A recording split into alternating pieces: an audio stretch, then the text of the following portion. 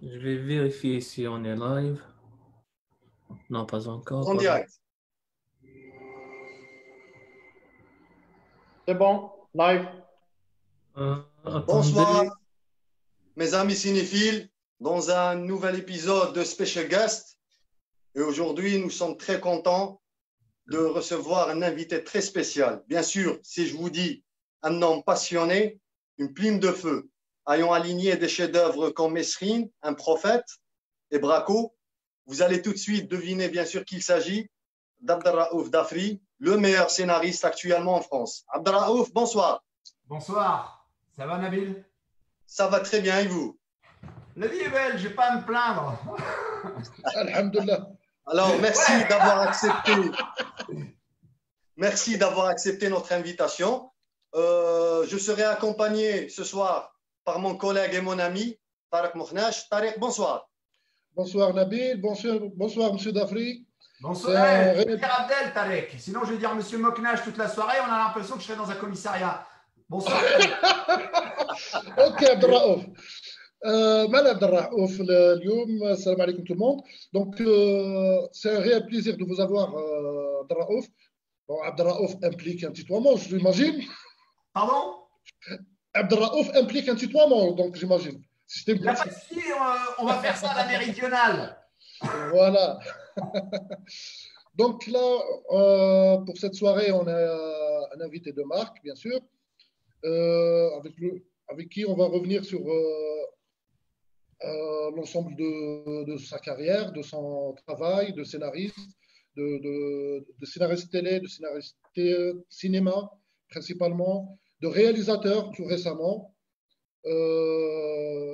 Et voilà, on va essayer de faire le tour un peu de différentes thématiques de son œuvre, de sa manière de travailler, des gens avec qui il a bossé.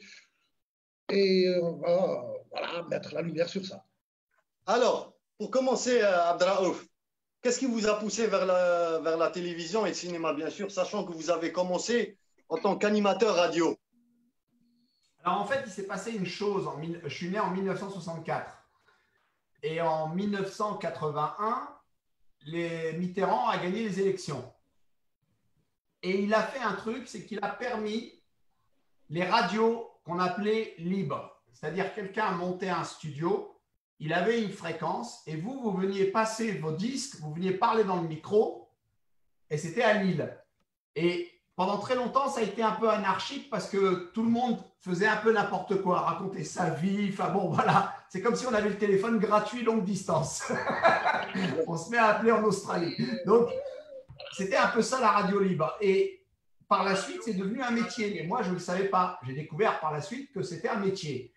Et ça s'est professionnalisé dans le sens où on a commencé à avoir un salaire. Et très vite, il s'est apparu que comme j'avais du baratin, j'avais du bagou, eh ben, on m'a embauché comme animateur dans des boîtes de nuit.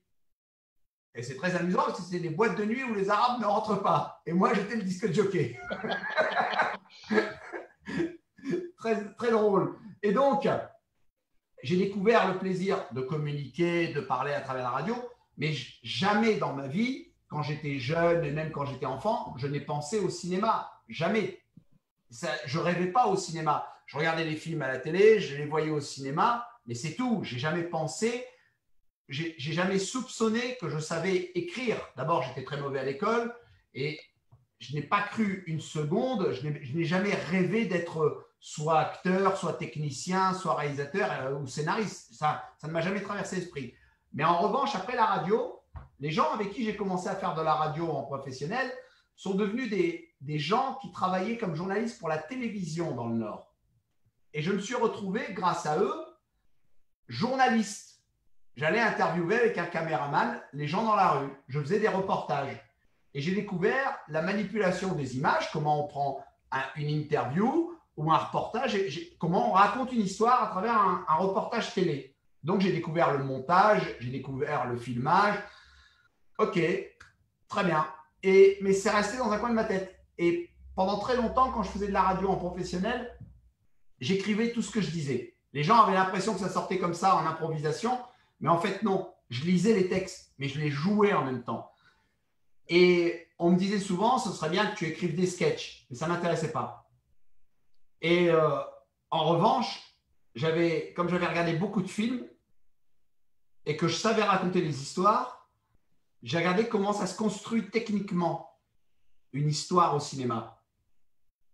Et à partir de ce moment-là, j'ai commencé à aligner séquence après séquence et j'ai écrit beaucoup de choses très mauvaises. Et un jour, j'ai bénéficié grâce à Canal+, avait monté un département qui s'appelait Canal+ Écriture.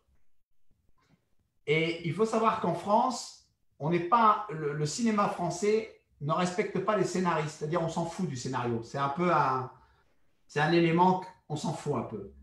C'est très Moi, loin je suis dans la culture américaine. Le scénario, c'est le premier poste de technicien pour pouvoir faire le film. Oui. Parce que le scénario est à la fois un outil technique et une histoire. Ça raconte une histoire et en même temps, c'est un outil technique avec le nombre de séquences, les lieux, la lumière, la temporalité et on raconte une histoire. Donc, je me suis dit, tiens, c'est intéressant et j'ai commencé à écrire d'autres scénarios. Et Canal+ Écriture, à l'époque, me disait, le cinéma que tu veux faire, le type que j'avais rencontré et devenu réalisateur, c'est un journaliste qui s'appelle Nicolas Boukrieff. Et Nicolas Boukrieff m'a dit, c'est très compliqué de raconter des films de genre. Et moi, je voulais faire du polar, je voulais faire des films d'action, des choses qui bougent, quoi. Et en France, on ne jurait que par le cinéma d'auteur intellectuel, ce qui n'est pas mon truc du tout. Et par la suite, Nicolas Boukrieff a quitté les Canal+ Écriture et quelqu'un d'autre est venu. Et cette personne m'a rencontré parce que Nicolas Boukrieff lui avait dit, voilà, Abdel est un super mec, blablabla. Et j'ai rencontré cette personne qui était François Cognard, qui est devenu producteur par la suite. Et François m'a présenté un type qui s'appelle Marco Cherki. Et Marco Cherki m'a dit, le jour où tu auras une histoire dingue, je te produirai. Et un jour, j'ai écrit un prophète, un arabe qui ne sait même pas qu'il est arabe. Un mec qui est un clochard, qui ne sait rien. C'est un ahmar. Il ne sait ni lire, ni écrire. Il est petit, il est moche, il est maigre. C'est une silhouette. Et il ne connaît personne. Et il arrive dans une prison et les Corses qui sont déjà là et qui règnent sur la prison lui disent, on a besoin de tuer un bico, un bougnoul, et ce bougnoul, il se laisse approcher que par un autre bougnoul. Tu seras notre bougnoul. Et on va apprendre comment le tuer. Restons dans vos débuts. Ouais. Parlez-nous de votre première expérience dans la télévision, bien sûr, en tant que scénariste pour la série télévisée La Commune. Alors, ça va vous faire rire. Les gens croient que des fois, les choses, on les achète parce qu'on en a besoin ou parce qu'on a du talent. Que les gens vous donnent la possibilité, quand je dis les gens, je pense par exemple à Canal+. Je vous raconte l'histoire. J'écris La Commune. Canal+ a refusé 4 fois la série. Trop d'arabes, trop violente, trop dure. OK. Et un jour, en parallèle à Canal+, ils développaient une autre série. Et la télévision à l'époque, elle fonctionnait avec des cases. Et quand vous avez une case vide, c'est compliqué, il faut la remplir. Sinon, vous avez un trou dans la journée du programme. Et visiblement, sur cette série, les scénaristes n'avaient pas fini le travail à temps. Alors, le Canal+, Fabrice de la Patelière, a appelé mon producteur et lui a dit, est-ce que Abdel peut écrire en moins de 100 jours, en moins de 6 mois, est-ce qu'il peut écrire toute la série, toute la saison 1? S'il peut, on commence à tourner. Alors, c'est à l'arraché comme Braco à la fin. Seulement la saison 2 sur Braco, on aura l'occasion d'y revenir. Et donc, en fait, parce que quelqu'un a été défaillant, j'ai pu bénéficier de la place. Et j'ai dit, là, je ne vais pas me manquer. J'ai eu de la chance, le producteur était comme ça, Jean-François Boyer, Emmanuel Dossé. Et j'ai écrit très vite la série, mais je savais déjà tout ce que je voulais mettre à l'intérieur. Et elle a été diffusée. On n'a pas eu de succès. On n'a pas fait d'audience. Et il n'y a pas eu de saison 2. Après, elle est devenue culte. Les gens en parlent encore aujourd'hui, elle m'en parle encore aujourd'hui, mais je sais qu'il y a des erreurs parce que je débutais, c'était ma première série télé, je l'ai écrite intégralement. Et pendant un moment, après, je suis parti au cinéma, quoi, avec les Mesrines. Voilà. Mais la première expérience, ça a été formidable de travailler avec Canal parce qu'il y a une époque où Canal+, maintenant, c'est un peu différent.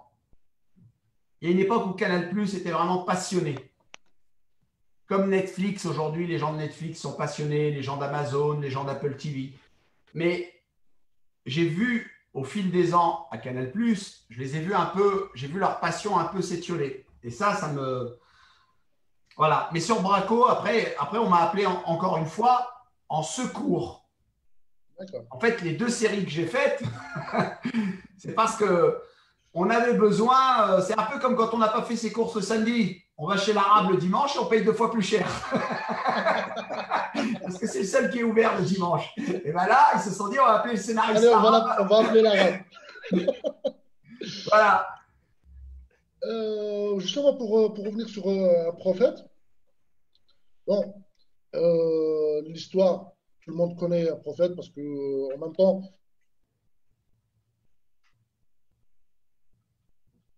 Alors, je continue, Abdraouf.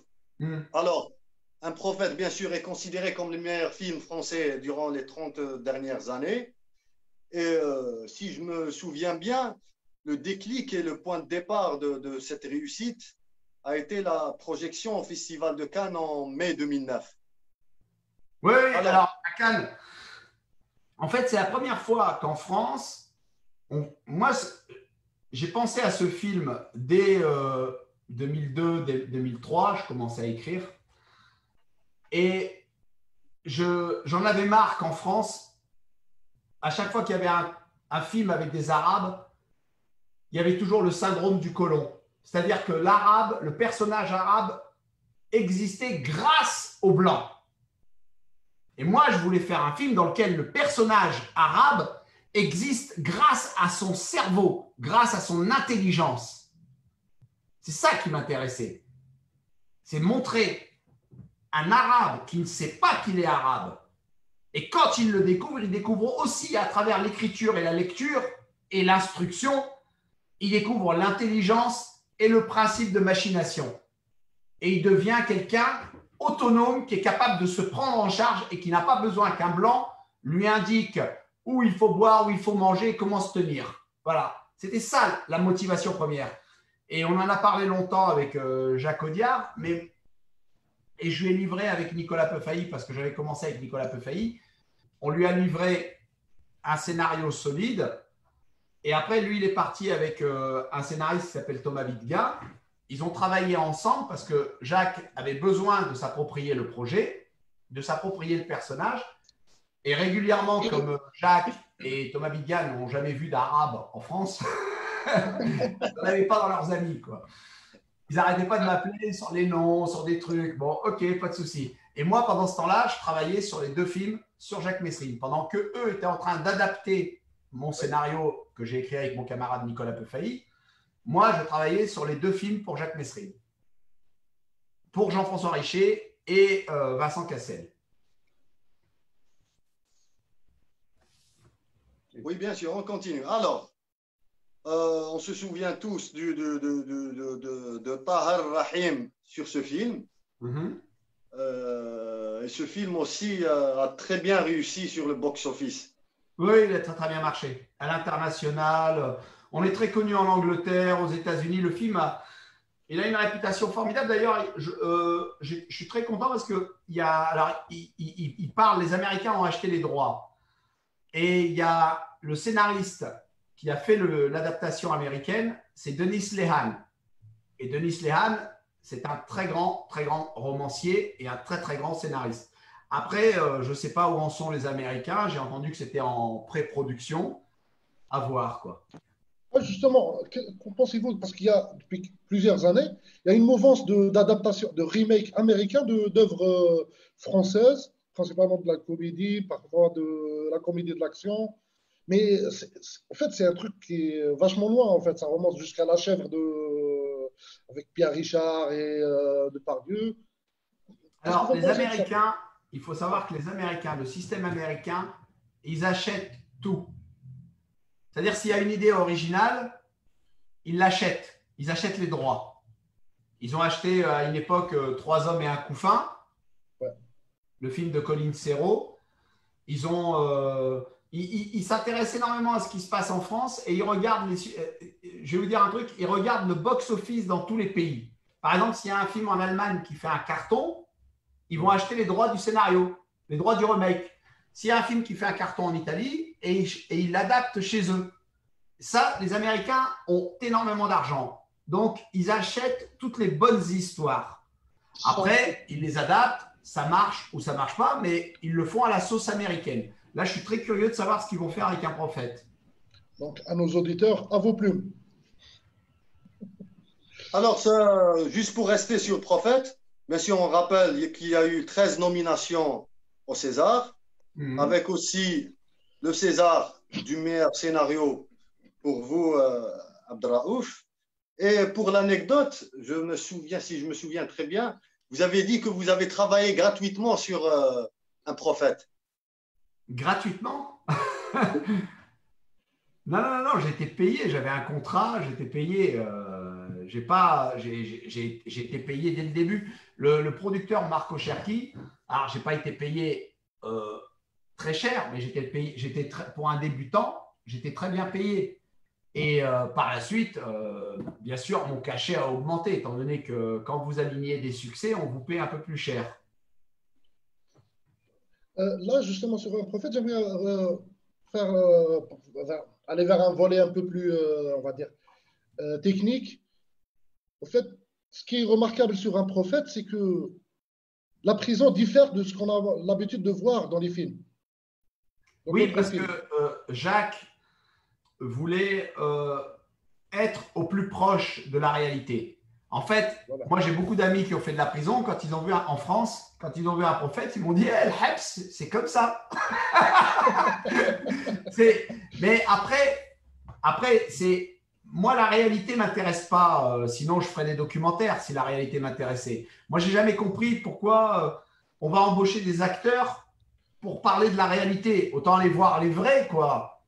Par exemple, si on fait un film sur la prison, on va faire des personnages de cinéma. Moi, mon travail, c'est de faire des personnages de cinéma. Après, il y a sur la prison, on peut être précis sur des choses, mais comme on est au cinéma, on peut se permettre d'être bigger than life, d'être plus grand que l'existence. C'est ça l'imaginaire. Voilà. Justement, parce que ce que je voulais dire, c'est que contrairement à beaucoup d'autres films où la prison, elle est toujours prise à part comme une sorte d'antagoniste, d'un autre antagoniste par rapport au personnage. Oui. Quand on cite, par exemple, le plus… ce qui me vient à l'esprit, c'est Midnight Express.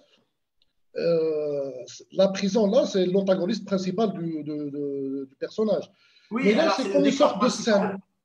Mais là, dans un prophète, c'est une sorte de scène, ni bienveillante, ni malveillante.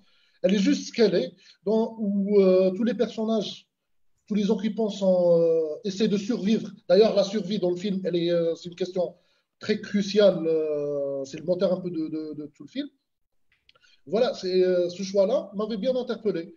D'ailleurs, quand vous parlez de la prison comme d'un personnage à part entière, il faut savoir que le film, une grosse partie du budget est allée dans le décor.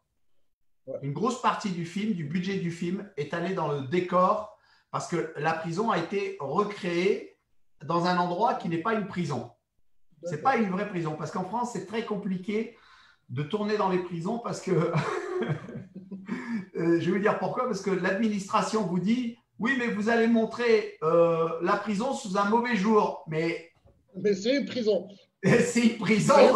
C'est pas le Club Med. C'est pas le Club Med. On va quand même pas dire aux gens que c'est génial d'aller en prison. Donc, il y a une aberration.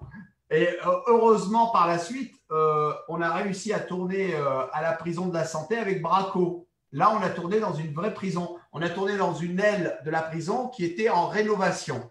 Et donc, on l'a utilisé dans son jus.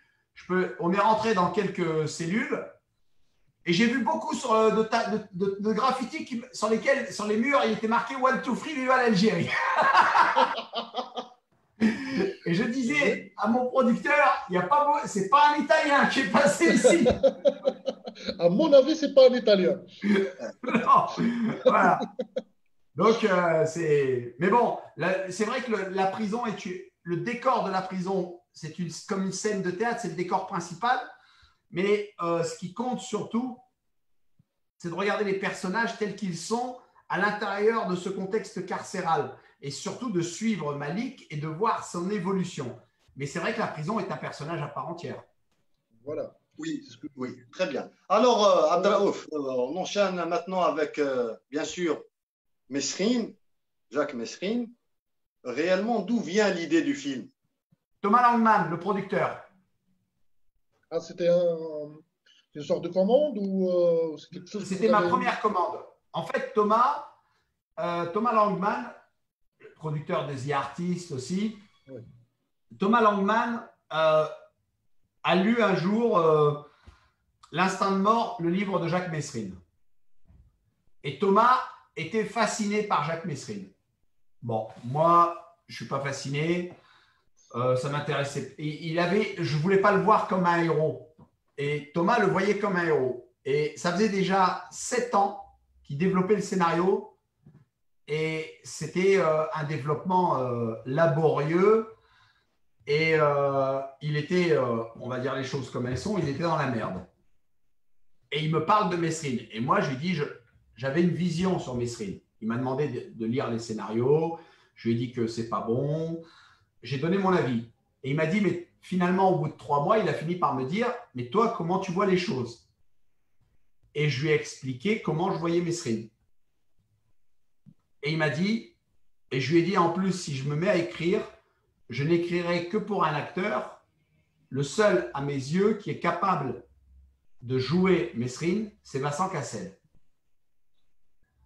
Et il m'a dit, oui, mais Vincent, il ne veut pas faire Mesrine. Je fais, non, Vincent, il ne veut pas faire les scénarios pourris que tu m'as montrés. Et je ne connaissais pas Cassel. Mais je savais que Thomas et lui se connaissaient bien. Et il a organisé un rendez-vous, une réunion. Et d'abord, au moment où il organise la réunion, il trouve un réalisateur. Et ce réalisateur, c'est Jean-François Richer. Et Thomas me demande ce que j'en pense. Et je lui dis, je ne pense que du bien de Jean-François Richer, qui est un mec formidable, que par la suite, on est devenus amis. Mais à ce moment-là, je ne le connaissais pas, je ne l'avais jamais rencontré. Mais j'aimais bien son travail. J'avais lu des interviews. Je savais comment le mec fonctionnait dans sa tête.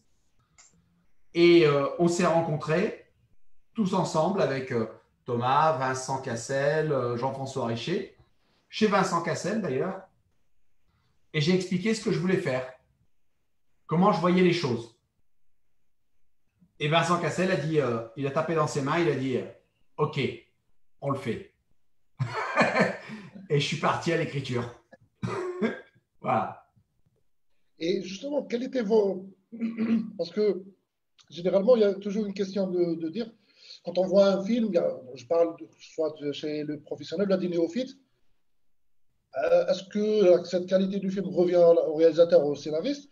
Moi, j'aimerais poser une question sur justement la collaboration entre réalisateur et scénariste dans un projet qui est justement de commande où il n'y a pas vraiment, on va dire, c'est pas vraiment le film qui est porté depuis des années par son scénariste et tout ça. Mais quel était le rapport entre vous et Jean-François durant l'élaboration et le tournage? Moi, quand j'arrive sur un... Il faut savoir une chose, c'est que quand j'arrive sur un scénario, quand les gens qui me connaissent bien, quand ils regardent mes films, ils m'entendent à travers les personnages. Alors, je vais revenir là-dessus, oui. Voilà. Donc, ils m'entendent. Quand on regarde, quand on me connaît et qu'on voit les films que j'ai écrits, on me reconnaît, on retrouve ma personnalité. Donc, moi, quand j'arrive sur un film, j'ai une vision sur le projet. Je n'écris pas pour un producteur, j'écris pour le film. Et j'écris aussi pour me faire plaisir. Et j'ai une vision de ce que sera le film. Et avant de signer mon contrat, j'explique ma vision. Si le producteur a la même vision que moi, je signe et je travaille. S'il n'a pas la même vision que moi, il peut trouver quelqu'un d'autre. C'est la différence entre un scénariste et une secrétaire. Oh, c'est simple. Voilà. Voilà. Justement, là, j'aimerais revenir un peu sur deux aspects, en parlant justement de votre patte, de ceux qui connaissent votre travail, qui peuvent voir et entendre ce qu'il y a dans le film. En fait, justement, par rapport à un prophète et Jacques Misrin, j'ai senti comme s'il y avait deux influences qui sont différentes par rapport à l'un et à l'autre. Dans l'un, j'avais senti une sorte de, comment dire, un peu de la dimension ce côté qu'il y a chez Scorsese ou De Palma, où ça raconte l'histoire d'un personnage souvent immoraux, mais en un sens attachant. Donc, destin tragique semble être non pas une surprise, mais une sorte d'épée de Damoclès sur eux, et dont on est conscient en tant que spectateur, et dont eux, ils sont conscients. J'ai senti ça surtout sur Mesrine. Et déjà, dès la première séquence, où ça évoque que ça va être la fin de Mesrine. C'est une séquence assez importante pour dire que ce n'est pas juste un effet de montage, mais c'est quelque chose qui est écrit. Qui a été écrit. Oui, alors la scène avec l'écran fragmenté, c'est une idée que Jean-François a eue au moment du montage, mais elle n'était pas dans le scénario. Non, je veux dire, est-ce que la séquence… Pardon? Est-ce que la séquence elle-même… J'ai eu l'impression que la séquence elle-même, elle était écrite. Alors, je vais vous raconter une anecdote. La première fois que j'ai rencontré Jean-François Richer, vous avez vu Mesrine, le premier film. Le premier film s'ouvre, Mesrine monte dans la voiture avec Sylvia Jean-Jacot, et il remonte du côté de la place Quinéancourt. La bâche se lève, il y a les mitraillettes, écran noir. Quand j'ai rencontré Jean-François Richer, la première fois, on ne se connaissait pas, on ne s'était jamais vu. Jean-François m'a dit, j'ai la séquence d'ouverture. Il m'a raconté la séquence d'ouverture. À ce moment-là, j'ai ouvert mon sac et j'ai sorti un carnet, un petit carnet comme ça, Moleskine. Je lui ai tendu, il a lu et c'était exactement la scène qu'il venait de me raconter. Intéressant. Si on la mettait dans un film, on dirait que c'est tiré par les cheveux. Mais c'est la réalité. Ouais, quand la réalité dépasse. Jean-François a levé les yeux sur moi et il m'a dit bon, bah c'est parti. On fait le film. Et après, il m'a laissé faire. Parce que voilà, j'étais voilà, j'avais exposé ce que je voulais faire. Moi, j'explique toujours aux gens, avant de travailler avec eux, ce que je veux faire. Vous me proposez par exemple un film. Je vous explique, vous me proposez un sujet. Et moi, je vous dis, voilà, je vois le film comme ça, comme ça, comme ça, le scénario comme ça, le personnage comme ça, comme ça, comme ça. Si vous me dites, ce n'est pas du tout ce qu'on avait en tête, ce n'est pas grave. Vous travaillerez avec quelqu'un d'autre. Ouais. Sur un prophète, si vous voulez comprendre où je me trouve, c'est très simple. Vous prenez un prophète et après, vous regardez 10 pannes. Je ne suis pas dans 10 pannes. Non, pour ma part, il y a deux éléments qui me laissent penser que j'ai trouvé récurrents dans vos œuvres, dans Mesrine, dans un prophète et dans qu'un sang impur. C'est au-delà de la question de la violence qui est crue, il y a aussi un intérêt particulier au langage. Ça parle plusieurs langues dans vos films. Ah, j'adore ça. Ça parle l'arabe, ça parle le français, ça parle le vietnamien, ça parle le corse. Et ça donne une dimension, comment dire, c'est comme si dans cet univers, il y a quand même des petits univers qui sont en train d'interagir entre eux. Mais c'est exactement la photographie de la société française.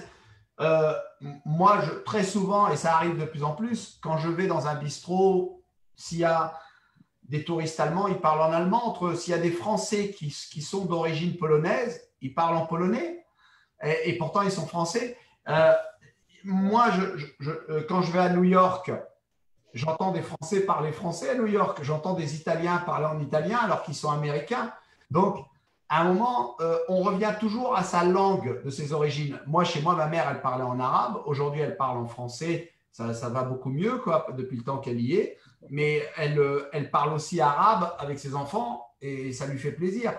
Donc, moi, j'aime bien la multi-ethnicité dans les films. Quand les Corses, dans la réalité, les Corses parlent corse. Et je vais vous raconter une anecdote sur les Corses. En France, tous les ministres de l'Intérieur, leur téléphone était sur écoute par les services secrets français. Et Charles Pasqua le savait. Charles Pasqua, comme chacun le sait, est corse, était corse, il est mort. Et Charles Pasqua, il était né en Corse et quand il utilisait son téléphone en tant que ministre de l'Intérieur au ministère de l'Intérieur, il parlait en corse. Pourquoi? Parce que les mecs des services secrets français ne parlaient pas le vieux corse. Et en plus, le vieux corse. Ouais, et que aucun corse dans les montagnes ne viendrait traduire ça pour les services secrets français. Quand il y avait quelque chose à dire et qu'il était le seul à savoir ce que ça voulait dire, il le disait en corse. Affaire réglée. Voilà. Alors, Abdelraouf, je voudrais revenir un petit peu sur la télé et les séries avec Braco. Vous avez relevé avec brio le challenge de remplacer, disons, Olivier Marchal sur la deuxième saison de Braco, qui a connu vraiment un succès international, très rare d'ailleurs pour une série française, avec en prime un Emmy international en 2012. Parlez-nous de cette expérience.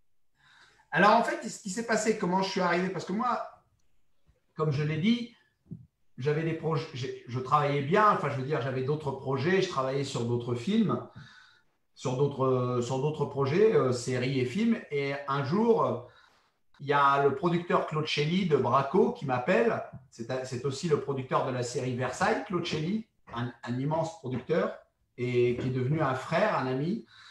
Il m'appelle et il me dit, voilà, Olivier Marchal, on a un problème. Marchal avait embauché des scénaristes. Et les deux scénaristes, d'après Marchal, avaient fait de la merde avec la saison 2. Et la direction de Canal+ avait besoin de mettre la saison 2 vu que la saison 1 avait cartonné. Et que la saison 1 se terminait de manière assez… Il y avait un cliffhanger assez fort. Et on était à quelques mois de la diffusion et ils n'avaient pas de scénario.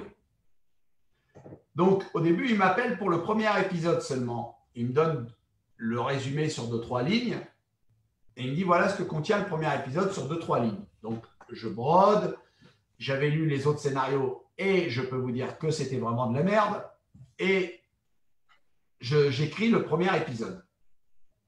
Et je pars en vacances, je livre. Et quand je reviens, le producteur me dit on a un souci, c'est que ton scénario, il est meilleur que les 7 autres. Alors, je fais ça veut dire quoi? Ben, on aimerait bien que tu écrives les 7 autres.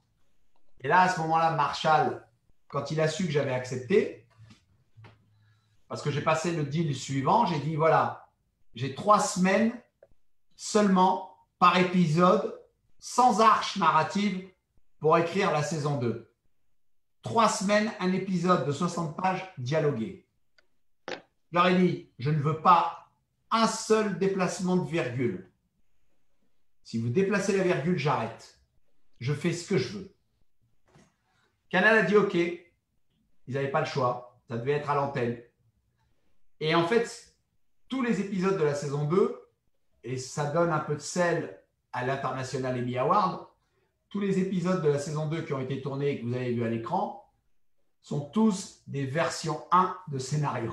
Il n'y avait pas le temps de faire les deux. C'était un sacré challenge. Alors, c'était un challenge.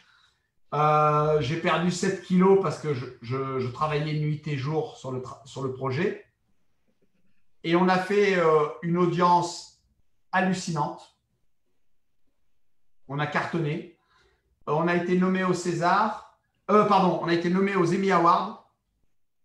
Et après les Emmy Awards, la série a été vendue dans plus de 150 pays. Actuellement, les 4 saisons sont diffusées sur Apple TV. Oui. Alors, vous avez travaillé sur des scénarios pour la télé et le cinéma, et vous le répétiez souvent. Vous disiez l'histoire, c'est la Mecque pour un musulman et le Vatican pour un chrétien. Qu'est-ce que vous avez apprécié, le cinéma ou la télé? Les deux médias sont différents. Quand vous travaillez en télé, il y a, en tant que scénariste, simple scénariste sans réaliser. Vous voyez ce que je veux dire? vous êtes le patron sur toute la ligne. C'est-à-dire que le réalisateur doit faire ce qui est écrit. Quand vous travaillez sur un film, sur un scénario pour le cinéma, et que vous n'êtes pas le réalisateur a la possibilité de bouger des choses. Vous voyez ce que je veux dire? Oui. Donc, ça devient le film pour le cinéma devient à la fois votre film, mais surtout le film du réalisateur. Dans une série télé, le seul patron auquel appartient la série télé, c'est le réalisateur. Vous prenez Les Sopranos, tout le monde sait qui est David Chase, le créateur de la série. Ouais. On connaît peut-être Tim Van Patten qui a réalisé des épisodes, mais on ne pense pas au réalisateur. On pense On pense Gilligan aussi. au scénariste, voilà, au showrunner. C'est tout. Oui, oui. Et donc, c'est ça la différence. Après, moi, je n'ai pas de problème d'ego. Je peux travailler avec un metteur en scène que je respecte et que j'admire pour écrire un scénario, mais il sera prévenu avant que je commence. Donc, il ne pourra pas me la faire à l'envers. Et s'il me la fait à l'envers, c'est parce que je me serais fait avoir, quoi. Voilà. Alors, Abdelraouf, une chose qui m'a vraiment frappé sur vos scénarios, pourquoi ils sont autour de la criminalité tous? On parle de Prophète, Braco, Mesrine. Y a-t-il une histoire derrière ça? Déjà, Martin Scorsese disait, il faut parler de ce que vous connaissez. Moi, j'ai grandi dans des quartiers avec des voyous. Mon père était quelqu'un de très dangereux. C'était une crapule. À Mondovi, où il est né, on l'a surnommé le Chétan. Il faisait peur aux gens. C'était un assassin. Il a tué déjà. Donc, il a tué. Et voilà, du coup, j'ai grandi avec des voyous, des voleurs. Et moi, quand je les voyais, je voyais des copains. Je ne voyais pas des voleurs ou des voyous. J'ai eu beaucoup plus d'amis qui sont allés en prison que d'amis qui sont allés à Harvard. C'est à partir de là. Le grand écart. Voilà. J'ai pas dans mes amis, j'ai pas un seul ami qui est allé à Harvard ou il s'est retrouvé ingénieur à la NASA. Tous ceux que je connais, soit ils ont fait de la prison, soit ils ont monté leur entreprise, soit ils ont fait fortune je ne sais comment. Voilà, c'est tout. Voilà. Et donc je parle, voilà. Je connais. Et c'est vrai que déjà, je suis un fan des polars. Je lisais énormément de romans policiers. Je ne suis pas un intellectuel. Je préfère les histoires fortes. J'ai admiré Jean Gabin, Jean-Paul Belmondo, les films de Jean-Pierre Melville. Justement, j'allais dire que la France. Pardon ? J'allais dire que la France a une énorme tradition, une grande tradition de polar, en fait, de films noirs. La marque film noir, c'est une marque bien française, quoi. Voilà. C'est-à-dire, même chez les Américains, la catégorisation se fait par le nom français, le film noir.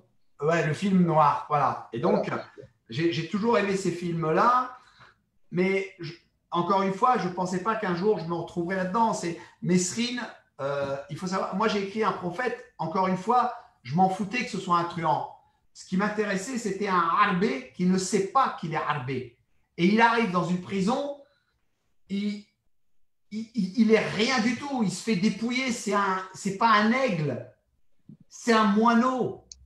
Ouais. Et là, tout d'un coup, on se sert de lui. Vas-y, mets une lame dans ta bouche, on va t'apprendre, tu vas la sortir et puis tu vas égorger l'autre. Le premier acte fondateur qui lui permet d'exister, c'est lui, en tant qu'arabe, de tuer un autre arabe. Tuer lui-même. Voilà, donc, et il le fait pour le compte des Corses et après, il devient leur esclave. Et le discours du film était très simple dans mon esprit. C'est « Habat rasak, men habat serwel ». Garde ta dignité, baisse la tête et quand il faut lever la tête, tu frappes. Voilà, tu frappes. Baisse pas ton froc. Mais baisse pas ton froc. Baisse la tête, mais baisse pas ton froc. Ouais. Voilà. Survivre. Voilà. Pour survivre. Il y a un moment, il faut savoir faire. À un moment, il faut savoir être un esclave, mais continuer à penser comme un tigre. Comme on dit, et quand la situation vient à ton avantage, là, tu leur montres le chétan, le tigre. C'est tout. C'est comme dans la boxe. À un moment, il faut fatiguer l'adversaire et il faut savoir encaisser. Alors, juste pour revenir sur, disons, une expérience pour le moins houleuse, un scénario que vous avez passé 5 ans à l'écrire et vous vous êtes retiré, je pense, 1 semaine ou 2 semaines avant son tournage, Gibraltar, qui était à la fin, disons, un navet. Je l'ai appelé Gibraltar d'ailleurs. Non, mais ananar, c'est bon, quelque part. Ouais, mais là, c'était pas l'expérience. Alors, c'est marrant parce qu'on parle de ce film, mais ce film, bizarrement, ceux qui l'ont vu l'ont aimé. Moi, j'ai eu des compliments, mais je leur ai dit, le film est très en dessous de ce que j'avais écrit. Très, très en dessous. Et le film raconte l'histoire vraie d'un monsieur qui s'appelle Marc Fievé. Et Marc est devenu un ami et le titre à la base, c'était L'aviseur.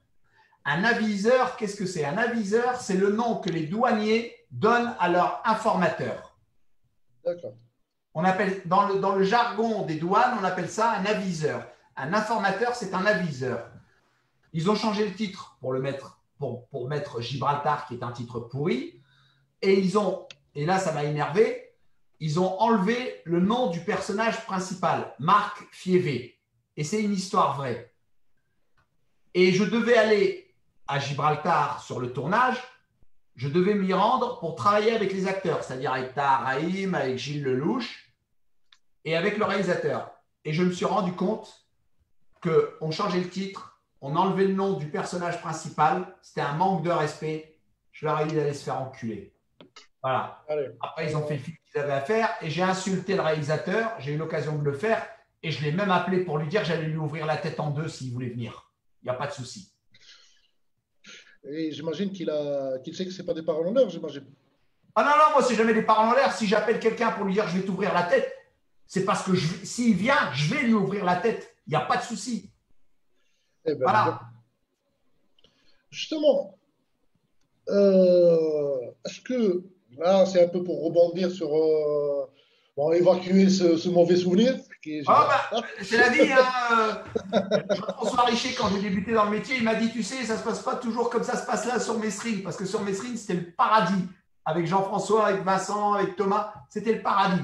Mais il m'a dit, là, tu démarres, c'est la chance du débutant. Après, sache qu'il y a beaucoup d'enculés dans ce métier. Et ça risque de partir en couille. Voilà, et que tu risques de devoir t'énerver. Il n'avait pas tort. Voilà. Le truc, c'est de savoir les esquiver. Maintenant, j'ai vu, comme on dit en France, il faut avoir été pris pour avoir appris. Voilà. Voilà. Justement, est-ce que, après ça, vous avez fait, vous avez enchaîné avec 1500 impurs. Là, avec le film le passage derrière, bon, vous étiez déjà derrière la caméra, mais pour la formule, le passage derrière la caméra, en tant que metteur en scène. Déjà, on pose ça là, on vous laisse nous parler de ça déjà, avant d'enchaîner avec des questions un peu peut-être plus précises. Donc, la question, c'est comment j'en suis arrivé à la mise en scène. Voilà. Comment ça a germé l'idée de réaliser, justement? Je vais être très franc avec vous.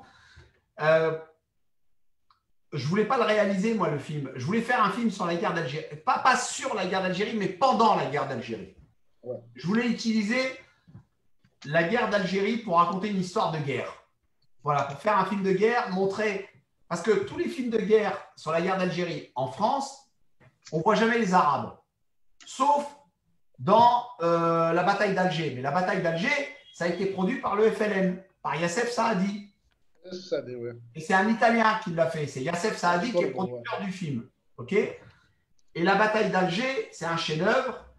Et là, on voit les personnages arabes, on voit les parachutistes, on voit les Algériens. OK. Mais tous les films français après, c'est des films avec des blancs. Juste, il n'y a que des Gaules. Ouais. Et les personnages algériens n'existent pas. Et ça me… Je ne trouvais pas ça normal. Et moi, je voulais faire un film dans lequel on voit les Algériens, les Félagas, et on voit les soldats français. Et je voulais mélanger tout ça. Avec, rappeler que, à travers le personnage du héros, rappeler que la guerre d'Algérie est quand même consécutive de la défaite en Indochine, parce que quand la France a été battue par les Viet Cong, qu'est-ce qui s'est passé? Dans la tête des Algériens qui avaient fait la guerre en Indochine pour la France, ils se sont dit, l'empire colonial français, il n'est pas aussi costaud que ça. Et d'ailleurs, toutes les techniques de contre-guérilla du FLN sont les techniques du Viet Minh en Indochine. Voilà. Et donc, c'est une guerre de maquisards. Et je me suis dit, cette contre-guérilla, c'est intéressant, il y a moyen de faire, comme les Américains l'ont fait, un western, mais je ne voulais pas faire un film historique. Ce n'est pas le boulot, c'est une histoire originale. Mais je voulais mettre dedans des choses qui se sont déroulées pendant la guerre d'Algérie. C'est une fiction qui se passe, qui prend comme cadre la guerre d'Algérie. Voilà, c'est tout. Voilà. C'est un western pendant la guerre d'Algérie. Alors bien sûr, il y a des gens qui m'ont dit « Mais non, ça se fait pas !» Mais quoi que ça se fait pas? Ben justement, oui, je comprends ça parce qu'il y a toujours ce débat. Moi, j'adhère parfaitement à votre vision. C'est-à-dire que pour moi, un film n'est pas un document historique. Voilà. Il ne le sera jamais parce que de toute manière, le film, c'est une vision d'une seule personne. Donc, il nous est impossible d'être objectif avec la vision d'une seule personne qui a imaginé une histoire ou bien qui veut retranscrire. Quand bien même on veut faire une biopic ou bien retracer une anecdote ou un épisode durant un moment donné de l'histoire, on ne pourra jamais le faire de manière objective ou historiquement véridique, on va dire. Donc, voilà. Autant se faire plaisir. Mais sur la guerre d'Algérie, j'ai lu beaucoup de livres, mais j'en ai lu vraiment beaucoup. Et moi, je pense que je ne pouvais pas. D'abord, mon film, il a été financé par la France. Donc, je suis français, mais je regarde avec objectivité. Et pour moi, le FLN était une organisation nuisible. Certes, il y a des Algériens qui se sont battus contre l'armée française. Mais ces Algériens-là, c'est-à-dire le FLN, et à travers eux, l'ALN, l'armée de libération nationale, ils ont tué aussi beaucoup d'Algériens.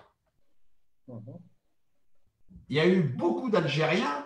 Je vais vous prendre, par exemple, les Algériens qui étaient en France, les immigrés, ce qu'on appelle en France la MOI, la main-d'œuvre immigrée. Ces Algériens-là étaient ouvriers sur les chantiers pendant la guerre d'Algérie. C'est assez intéressant. La France est en guerre contre l'Algérie, mais elle a des travailleurs immigrés algériens qui travaillent chez elle. OK ? Et ils étaient là depuis les années 50, avant le déclenchement de la guerre. OK ?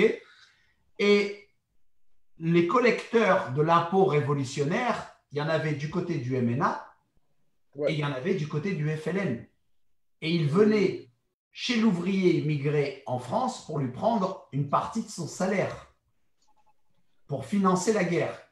Vous savez que dans le nord de la France, le FLN et le MNA, les collecteurs, ce que j'appelle les racketteurs du FLN, ils se sont entretués. Vous savez combien il y a eu d'Algériens du FLN et du MNA qui sont morts dans cette guerre de collecteurs?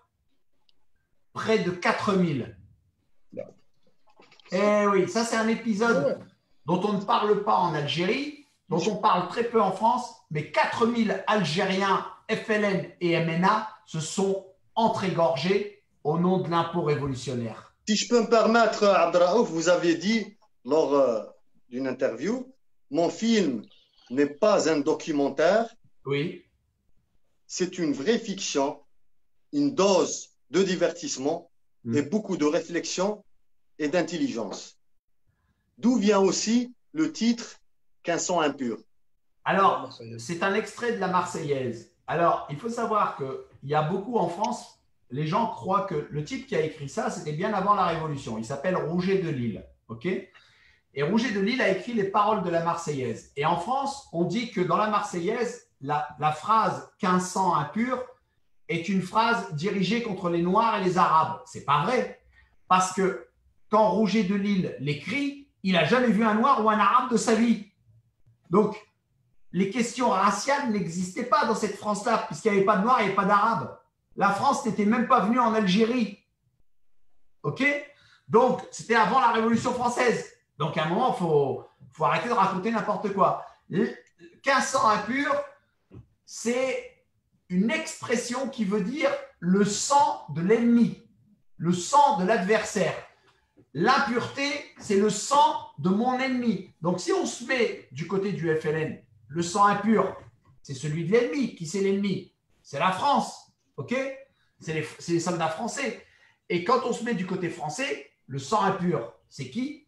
C'est celui de l'Algérien, du FLN, du rebelle, c'est celui de l'ennemi. L'expression française qu'un sang impur veut dire juste une chose simple, que le sang de l'ennemi abreuve nos sillons. Et je me suis mis j'ai mis ce titre parce que je trouve que symboliquement, il résumait bien l'antagonisme et la vision que les deux camps avaient l'un de l'autre. Voilà. Et il a une petite part de provocation, ce qui n'est pas pour me déplaire.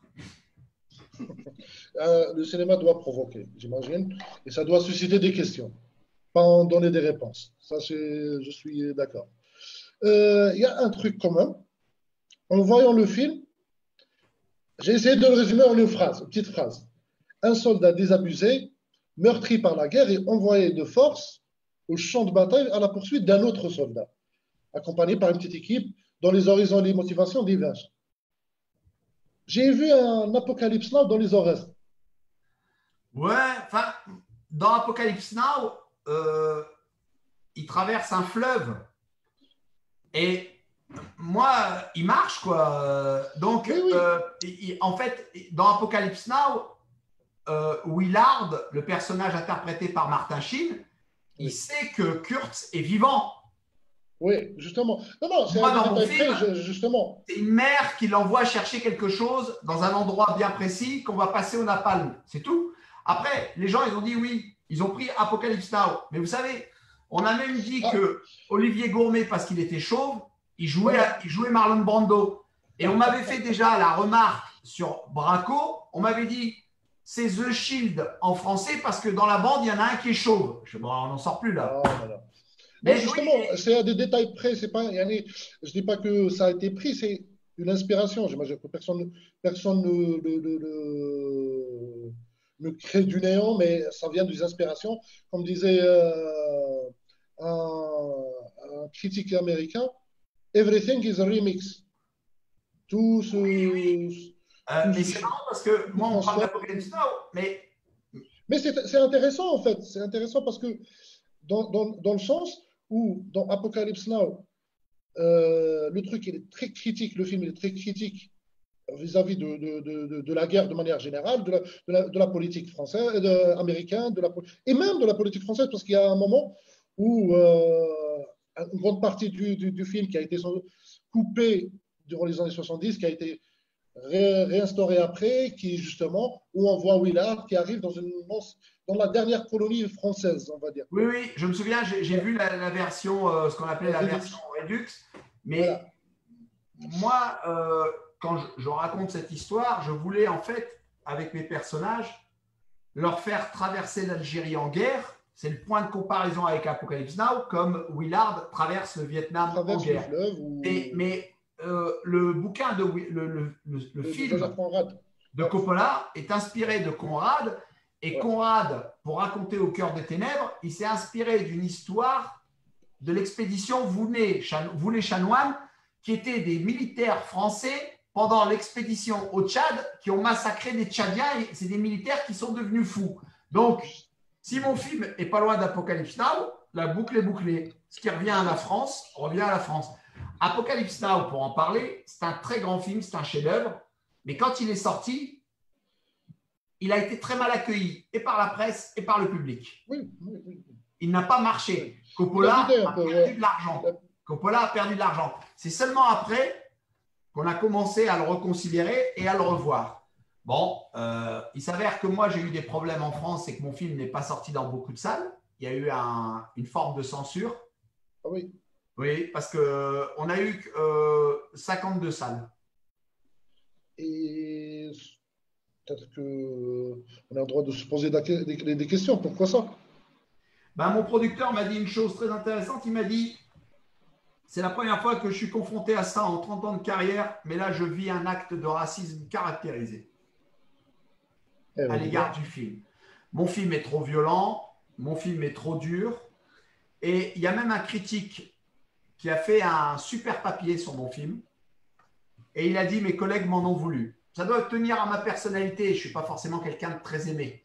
Et En même temps, justement, pour un peu l'allégorie avec Apocalypse Now, là où ça diverge avec Apocalypse Now, je trouve ça intéressant, c'est que dans Apocalypse Now, à un moment donné, Willard, il est du côté des bons. C'est Kurtz qui a pété un câble. Mais Kurtz. là, le film, Kurtz, exact. Et là, le film jongle entre le bien et le mal. Personne n'est entièrement bon, personne n'est entièrement mauvais. En fait, comment dirais-je, tout est quelque part manipulé par une sorte de politique qui est fantomatique, qu'on ne la voit pas.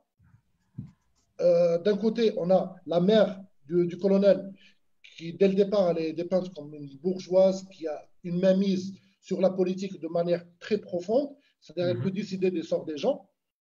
Et d'un autre côté, on sent le fantôme du FLN une fois en Algérie, par des inscriptions, à un moment même où on soupçonne une poupée jetée par terre. En fait, que tout est tout baigne dans un climat comme si tout le monde était tiré par les fils invisibles d'une politique qui est loin de la réalité du terrain. La violence et la brutalité qui est dans mon film et qui montre, on n'a jamais vu la guerre d'Algérie avec cette violence-là et cette brutalité-là. Et moi, je ne fais que montrer ce que j'ai appris dans les livres. La séance de torture qu'on voit au début du film, l'armée française a pratiqué cette façon de faire avec le sac et tirer à la courte paille. Ça aussi. Et alors, je crois que ça a choqué des gens qui ont trouvé mon film très dur et ils se sont dit, si c'était un film américain, ils auraient regardé jusqu'au bout et ils auraient dit c'est un bon spectacle. Mais comme c'est un film qui parle aux Français et parle aux Algériens, eh ben forcément, je n'ai pas fait l'unanimité, mais j'ai eu de très bons retours de gens dont je respecte la vie qui l'ont aimé. Après, on verra sur le temps. Maintenant, une œuvre, elle se bonifie ou pas avec le temps. Il faut voir comment elle vieillit, quoi. Donc, on verra. Il y a eu des tas de films qui n'ont… Moi, je me souviens que William Friedkin, dans les années 90, quand il a sorti Police fédérale Los Angeles, c'est un film qui a été un peu méprisé. Quand on le regarde aujourd'hui, on se rend compte que le mec, il était vachement… Il avait du flair. C'est un grand polar.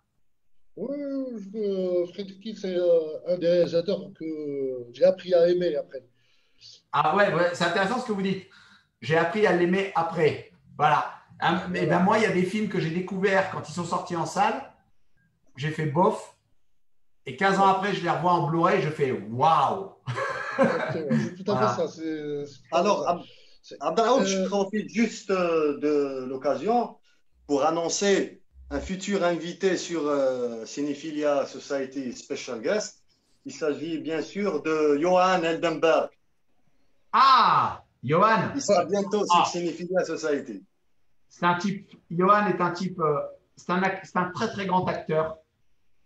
C'est un être humain formidable. Il a une humanité avec un grand H. J'ai eu beaucoup de chance qu'il vienne sur le film. On a vraiment bien travaillé ensemble. C'était un film à petit budget. Il faut savoir que 1500 impurs, c'est un film qui a coûté, alors c'est beaucoup d'argent, mais on a eu 35 jours de tournage, 4 millions d'euros. Et je vais vous dire un truc, et vous savez que ce que je dis, c'est qu'on a un assistant réel avec nous. Justement, on dit 35 jours pour un film de guerre comme ça, c'est serré. Tarek, je devais tourner, et techniquement, vous allez comprendre de quoi je parle. C'est mon premier film. J'ai un petit budget, et vous savez, je devais tourner 5 minutes par jour utiles. 5 minutes utiles, ouais. Eh bien, c'est quasiment de la télévision. Ouais. Sur un film normal, on tourne 2 minutes utiles par jour, 3. Voilà, moi, j'en étais à 5 et des fois, j'étais même à 6 minutes. Ouais. Alors que je n'ai aucune expérience et que c'est la première fois que je réalise un film. 35 jours pour un long métrage d'époque et de guerre, c'est plus que serré. J'aimerais revenir, enfin, quelque part, bon, le temps passe très vite, en fait, mais il y a un point où j'aimerais revenir dessus. Tout récemment, vous avez eu un échange avec un autre groupe de cinéphiles algériens.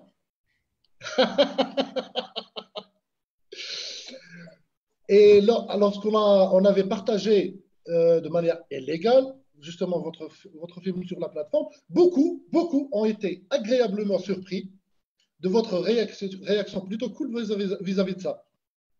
Alors, je vais vous dire, je comprends. Par exemple, si moi je vivais en Algérie, je sais que c'est compliqué en Algérie d'avoir accès aux films. Il y a beaucoup de pirates. Je suis venu, je crois que c'était en 2010. 2010 ou 2011, je ne sais plus, je suis venu en Algérie pour présenter un prophète. C'est le centre culturel français qui m'a appelé. Ouais. Et je suis venu avec Tahar Rahim. Et on a fait le tour des vidéoclubs pirates. Je sais qu'à Alger, il y a même une usine qui fait des copies tous les jours de films américains. Avec, voilà. À l'époque, mais maintenant dématérialisé, tout le monde télécharge. Pas de problème avec ça. Ce qui compte, c'est que mon film il circule, qu'il soit vu. OK. Et si même en France, il y a des gens qui le téléchargent en illégal et qu'ils ont la possibilité ensuite de l'acheter, je comprends, mais je n'ai pas de problème avec ça. L'essentiel, c'est que le film soit vu, qu'il appartienne aux gens. Et ce débat, je suis venu… D'abord, moi, quand quelqu'un me dit « j'ai pas aimé votre film », je dis « ok, pas de souci. Pas de souci. On peut ne pas aimer mon film, on peut l'adorer, on peut… Voilà. Mais… il y a une personne… plus tard, comme on disait tout à l'heure. Il y a une personne sur ce site qui a déclaré des choses mensongères à mon sujet. J'avais vu. Et là, on n'est plus dans la critique de j'aime pas… mais là, on est dans quelque chose qui est dans l'attaque personnelle et mensongère. Et qui n'a rien à voir avec l'opinion d'un cinéphile. Et là, j'ai dit, il est important que je remette les pendules à l'heure et que je dise à cette personne ce que je pense de son attitude. C'est pour ça que je suis intervenu. Mais à aucun moment, je n'ai fait un commentaire sur les gens. Il y en a qui ont écrit qu'ils n'aimaient pas mon film, que bon, ok, pas de souci. En France, il y a des journalistes qui n'ont pas aimé mon film, pas de souci. Ça fait partie du divertissement. Vous faites un truc, il y a des gens qui aiment, il y en a d'autres qui n'aiment pas. Ok.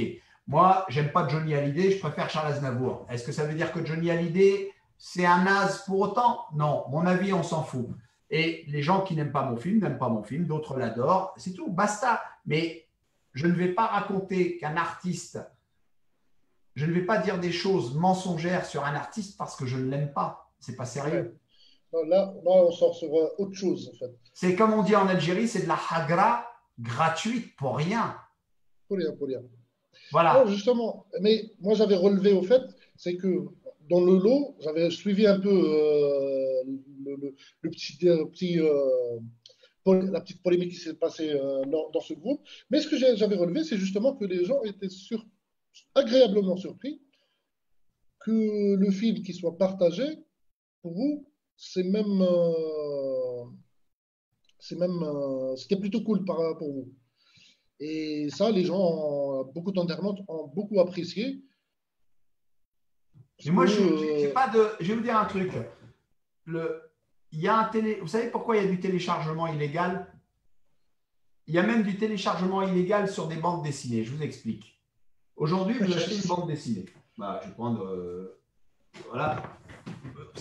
Vous savez, vous voyez, ça, c'est une bande dessinée. C'est une bande dessinée qui existe en France, qui est vendue. Cette bande dessinée sur les Watchmen. Ça coûte 35 €. Wow. Et c'est cher. Ouais. 35 € pour une… Alors, elle est épaisse, il n'y a pas de souci, mais ce n'est que le tome 1. Ça veut dire que le deuxième tome, il va vous coûter aussi 35 €. Moi, j'ai la chance, je travaille et je gagne ma vie, donc je l'achète. Mais il y a des gens, ils n'ont pas les moyens. Il y a des jeunes, par exemple, qui ont 15 ans, 16 ans. Et sur les sites de téléchargement illégal, il y a les Watchmen en BD. Eh bien, télécharge, parce que ça te permet d'apprendre. Et si tu apprends et que tu deviens passionné et qu'un jour tu vas devenir cinéaste, eh ben, tu vas mettre de l'argent dans le cinéma, tu vas mettre ton talent, tu vas générer de la richesse. Exactement. Et aujourd'hui, il y a une certaine culture, une salle de cinéma, un ticket de cinéma aujourd'hui, pour un citoyen français, c'est presque 14 €. C'est pas normal. Ouais. Non, je vais vous dire, parce que Vous emmenez votre femme, vous emmenez vos enfants, vous devez manger dehors pour faire plaisir, c'est comme une fête. Ça va vous revenir à 100, 150 €. Vous vous abonnez, vous le chargez en illégal, vous avez une belle qualité, vous le regardez chez vous. Moi, mon film, s'il a été chargé en illégal en Algérie ou en France, peu importe, il y a peut-être des gens qui vont l'aimer et qui après vont vouloir l'acheter et vont se dire, tiens, je vais suivre ce metteur en scène, voir ce qu'il va faire après. et la prochaine fois, ce sera dans une salle. Vu. Très bien. Ouais. Voilà. Très bien. Voilà. Alors, Abdelraouf, quels sont vos projets actuels et vos projets futurs? Y a-t-il pas, disons, Bonjour, votre discrétion. bien sûr, surtout je voudrais revenir sur un prophète. On a eu une petite discussion avant ce live concernant l'adaptation d'un prophète sur la télévision. Ah, oui, alors, est-ce qu'on peut appeler ça encore de la télévision si c'est… Là, on est en écriture. Alors, je vais vous dire, je travaille avec Nicolas Peufailly, avec mon producteur Marco Cherki, qui a financé le scénario du film il y a plus de 15 ans. OK ? Et on est en train d'écrire une saison 1. On a 10 épisodes. On a une histoire. Et ça avance bien. Et les gens qui mettent de l'argent dans l'écriture, les financiers, sont très heureux de ce qu'ils lisent.